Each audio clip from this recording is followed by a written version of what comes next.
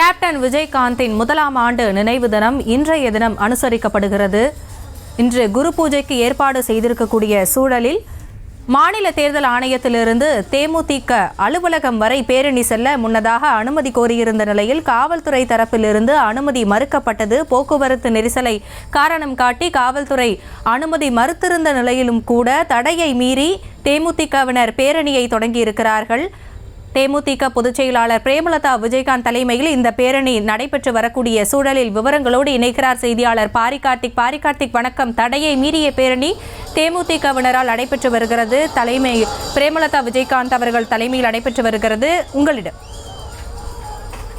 வணக்கம். தற்போது தேமுதிகனுடைய நிறுவன தலைவராக இருந்த விஜயகாந்தினுடைய முதலாம் ஆண்டு நினைவு நாளை முன்னிட்டு பேரணிக்காக நேற்றைய தினம் அவர்கள் காத்திருந்தார்கள். இந்நிலையில் நேற்று மாலை 5 மணிக்கு இந்த பேரணிக்கு அனுமதி கொடுக்க முடியாது என்று காவல்துறை சார்பில் அவர்களிடம் தெரிவித்திருக்கிறார்கள்.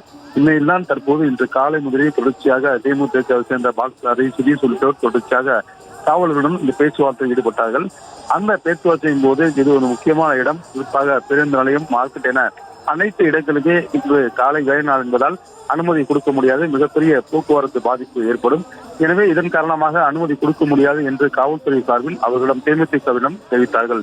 இந்நிலையில் தொடர்ச்சியாக இன்று காலை 8:30 மணிக்கு இந்த பேரணி துவங்கும் என்றும் திட்டமிட்டபடி இந்த பேரணி துவங்கும் என்றும் தற்போது தேமுதிக சார்பில் அறிவித்திருந்தார்கள். தடையை மீறிதான் இந்த பேரணியானது தற்போது நடைபெற்று வருகிறது. அதாவது அந்த பேரணி துவங்கும் மாநில தேர்தல் ஆணையம் அருகில் இருக்கக்கூடிய அந்த இடத்திலிருந்து தேமுதிகனுடைய அலுவலகம் இருக்கக்கூடிய இடம் வரைக்கும் இந்த 500 மீட்டர் தொடர்ச்சியாக சாதாரண நாட்களே மிகுந்த போக்குவரத்து நெரிசலாக காணப்படும். எனவே அதன் அடிப்படையில் தான் காவல்துறையின் அனுமதியை மறுத்திருந்தார்கள். இந்நிலையில் தற்போது அனுமதி இல்லாமல் கூட பேரணியானது தற்போது நடைபெற்று வருகிறது. தடையை மீறி தேமுதிக இந்த பேரணியை துவங்கியிருக்கிறார்கள். இன்று காலை 8:30 மணிக்கு பேரணி துவங்கும் என்றும் அறிவித்திருந்தார்கள். எனவே பேரணியாக வந்து கேப்டனுடைய நினைவிடத்தில் மலரஞ்சலி செலுத்துவதால்தான் இன்றைய அவர்களுக்கு திட்டமிடல் இருந்தது. ஆனாலும் கூட காவல்துறையில் அந்த அனுமதி மறுத்ததன் காரணமாக தற்போது இந்த பேரணி அனுமதி மறுத்த பேரணியாக நடைபெற்று வருகிறது. அது மட்டுமல்ல, தொடர்ச்சியாக தமிழகத்தில் பல மாவட்டங்களிலிருந்து தேமுதிகவினர் இன்று காலை 6 மணி முதலே அங்க கூட துவங்கியிருக்கிறார்கள். எனவே காவல்துறையிலும் முடிவு வந்தாலே அவர்களை பேசி கலந்து செல்லும்படியும் பேரணிக்கு அனுமதி இல்லை, நேரடியாக வழிபடுவதற்கு தாராளமாக உங்கள் அலுவலகத்தில் வழிபடலாம், அங்கு போதுமான காவல்துறை ஏற்பாடுகள் செய்யப்பட்டிருக்கின்றன என அவர்களிடம் அறிவித்திருந்தார்கள். இனியும் தொடர்ச்சியாக நாங்கள் பேரணி நடத்தாமல் இந்த இடத்தை விட்டு செல்ல மாட்டோம் என்று தேமுதிகவினர் பிடிவாதமாக காவல்துறையினர் வாக்குவாதத்தில் ஈடுபட்டு வந்தார்கள். இந்நிலையில்தான் அங்கு வந்த சுதீஷ் கூட காவல்துறையினர் தொடர்ச்சியாக பேச்சுவார்த்தையில் ஈடுபட்டார். எங்களை விட்டால் கூட நாங்கள் இன்னும் சிறிது நேரத்தில் இந்த பேரணியை முடித்து விடுவோம், ஆனாலும் ஏன் எங்களை தொடர்ச்சியாக இந்த பேரணிக்கு மறுக்கிறீர்கள் என்றும் அவர் கேள்வி கேட்டார். அந்த நேரத்தில் இங்கு வந்த பிரேமலதா விஜயகாந்த் உடனடியாக அங்கு வந்தார். அங்கு அவர் வந்த உடனே பேரணி அனுமதி மீறி துவங்கப்பட்டிருக்கிறது. காவல்துறை சொல்லி கூட அவர்கள் அனுமதி மீறி இந்த பேரணியை தற்போது நடத்தியிருக்கிறார்கள். அந்த சாலை முழுவதும் மிகப்பெரிய நெரிசலாக காணப்படுகிறது. பொதுவாக வேலை நாள் என்பதால் அந்த இடம் நகரின் முக்கியமான பகுதியாக இருக்கக்கூடிய அந்த கோயம்பேடு சாலையில் தற்போது மிகப்பெரிய கூட்ட நெரிசலாகவும் அதே போல போக்குவரத்து நெரிசலாகவும் காணப்படுகிறது. தொடர்ச்சியாக இந்த இடங்கள், அதாவது இந்த கோயம்பேட்டிலிருந்து அந்த மாநில தேர்தல் ஆணையம் வரை இருக்கக்கூடிய அந்த 500 மீட்டர் ஒருவழி பாதையில் தான் இந்த பேரணியானது தற்போது நடைபெற்று வருகிறது.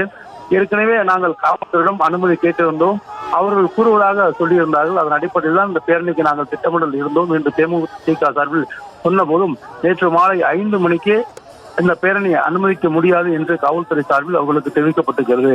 இருந்தாலும் இந்த சனி ஞாயிறு என்பதால் நாங்கள் நீதிமன்றத்துக்கு போய் கூட இந்த அனுமதியை வாங்க முடியாது என இன்று காலை கூறினால் என்ன அர்த்தம் என்று அவர்கள் தொடர்ச்சியாக காவல்துறையுடன் பேச்சுவார்த்தை ஈடுபட்டார்கள். இருந்த போதும் காவல்துறையில் அவர்களிடம் எவ்வளவோ பேசி பார்த்தார்கள். 1 மணி நேரத்திற்கு மேலாக இந்த பேச்சுவார்த்தை ஈடுபட்ட போது அவர்கள் அந்த பேச்சுவார்த்தையில் தேமுதிகவினர் காவல்துறையுடைய கோரிக்கையை நிராகரித்ததன் காரணமாக அங்கு சாலையிலே அமர்ந்து தர்ணா செய்யக்கூடிய ஒரு சூழல் அங்கு ஏற்பட்டது. அதன் அடிப்படையில் தான் உடனடியாக அந்த இடத்துக்கு பிரேமலதா விஜயகாந்த் வந்தார். அவர் வந்தவுடன் தற்போது இந்த அனுமதி மறுக்கப்பட்ட பேரணியானது தொடர்ச்சியாக நடைபெற்று வருகிறது. அவர் வந்தவுடனே இந்த பேரணி துவங்கி இருக்கிறது. பல இடங்களில் அதே போல அந்த கோயம்பேடு சுற்றி இருக்கக்கூடிய பல இடங்களில் போக்குவரத்து நெரிசலாக காணப்படுகிறது. இங்கிருந்து அண்ணா நகர் வரை இந்த போக்குவரத்து நெரிசல் இருக்கிறதாக கூறப்படுகிறது. மேலும் தேமுதிகவினுடைய இந்த அனுமதி மீறிய பேரணி தற்போது நடைபெற்று வருகிறது. பிரேமலதா விஜயகாந்த் தலைமையில் இந்த பேரணி நடைபெற்று வருகிறது. இந்த நிகழ்ச்சியை பொறுத்திருக்கும் ஏற்கனவே அவர்கள் திட்டமிடல் இருந்தார்கள். இன்று காலை 8:30 மணிக்கு பேரணி துவங்கும் என்று ஒரு வாரத்திற்கு முன்னதாகவே அவர்கள் தெரிவித்தார்கள். அவர்களுடைய அலுவலக செய்திக்குறிப்பில் கூட இந்த 8:30 மணிக்கு பேரணி துவங்கும், 9 மணிக்கு சென்ற முடியும். எனவே அனைவரும் தமிழகத்தில் இருக்கக்கூடிய அனைத்து நிர்வாகிகளும் இந்த பேரணிக்கு வந்து செல்லுங்கள் என்று அவர்கள் கடிதம் வாயிலாகவும் தெரிவித்தார்கள். ஆனால் ஒரு பக்கம் எல்லா ஏற்பாடுகளையும் செய்துவிட்டு காவல்துறையுடைய அனுமதி பெறாமல் தேமுதிகவினர் இந்த ஊர்வலத்தை நடத்த திட்டமிட்டிருந்தார்களா என்ற கேள்வி எழுகிறது. ஒரு பக்கம் அதாவது இன்றைய தினம் பேரணி என்பது ஒரு வாரத்திற்கு முன்னதாகவே தேமுதிகவினர் அறிக்கையாக வெளியிட்டார்கள்.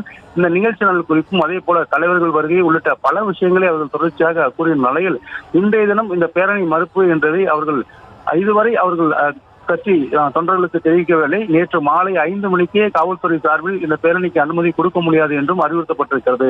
தற்போது நாம் பார்த்துக் கொண்டிருக்கக்கூடிய அந்த கோயம்பேடிலிருந்து அண்ணா நகர் செல்லும் சாலை முழுக்கவே வாகன நெரிசல் காணப்படுகிறது.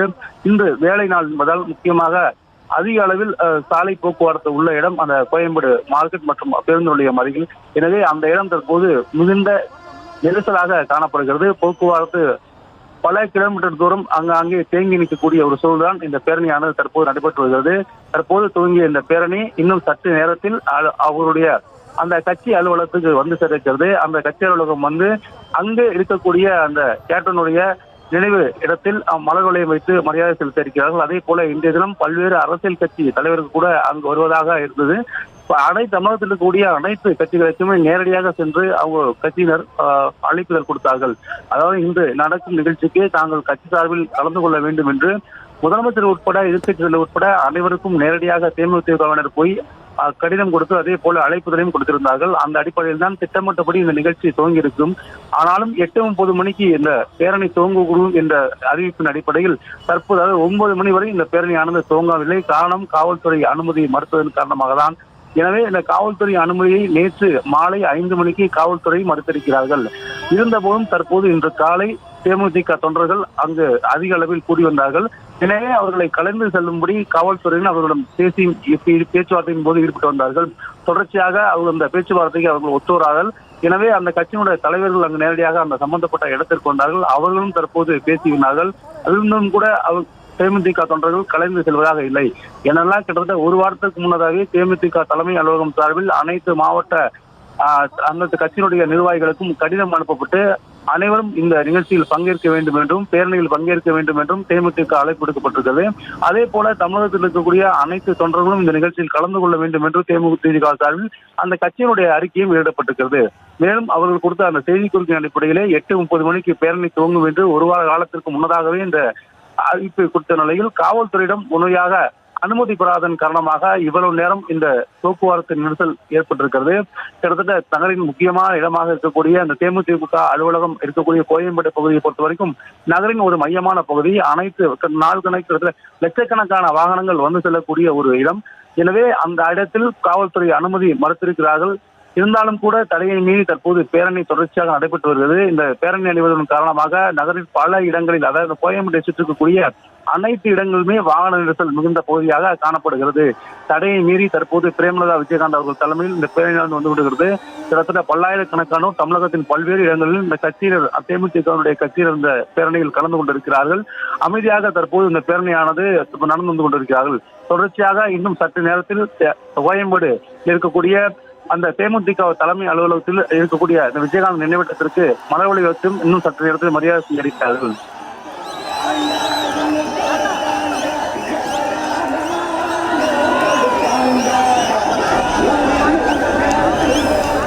கேப்டன் ஆலயம் நோக்கி பேரணியானது தொடர்ந்து நடைபெற்று வருகிறது. இது குறித்த செய்திகளை தொடர்ந்து பார்க்கலாம்.